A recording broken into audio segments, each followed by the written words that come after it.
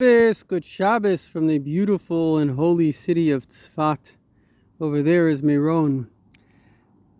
There is a very profound and simple idea that everything has an inside and an outside.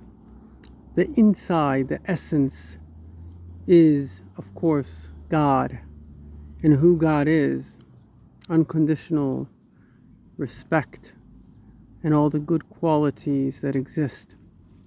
But God had a desire. The desire was love. And the love is you. And we are the ones that God loves. And there are three things, three primary reasons.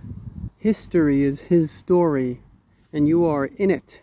And if you understand the part that you play and what the story is, you end the darkness, confusion, and sadness, and you begin the clarity and the redemption and joy.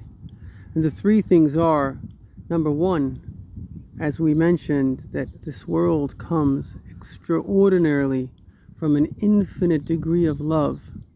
Number two, each and every one of us, as the Alter Rebbe says, like a lotto, literally like pulling a name out of a hat, has been given a special role, whether you're male or female, Jew or Gentile, even a cat. Whatever you are, you're here for a reason. And it's important to understand the reason, because the outer, which is our body, can only feel good if it is connected to the inner, which is our soul, which is God, which is its purpose. If you're on a ship and you have everything except for directions, you have nothing.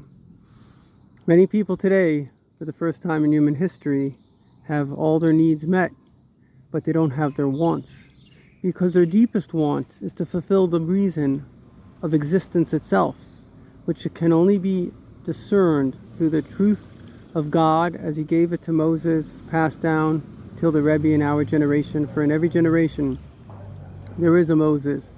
As this week's Torah portion tells us, Moses said, "A prophet like me I will establish in every generation."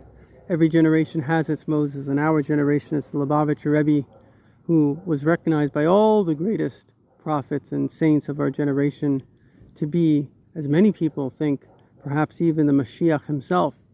The idea here is that if we connect to his teachings, and I'll put a link with many of his teachings, we will feel that we know why we exist. And if we do them, we will know why we exist. And last but not least, it says, man is like a tree of the field. You see all these trees here? Each and every one of them is growing. A tree begins to die if you cut out its outer ring. Every year, it grows another ring. A human being, like a tree, can only live if he can grow. And therefore, never worry about what someone else says, because that stifles your growth. It makes you feel inadequate. Only think, am I growing? How much have I grown?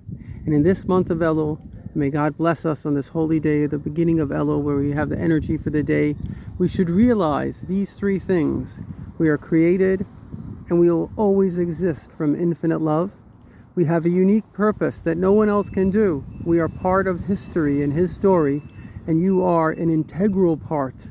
You're not a bug, you're not a rat, you're not an animal, you're a human being, the primary existence of God. And if you're a Jewish person, you're chosen to be a light unto the world. You have so many privileges and opportunities and obligations to grow, and every one of us, like a tree in the field, is here to infinitely surpass the person we've become, to become the next best version of ourselves, moment after moment, day after day, year after year, infinitely growing in this beautiful symphony of history, His story, which you are the star of.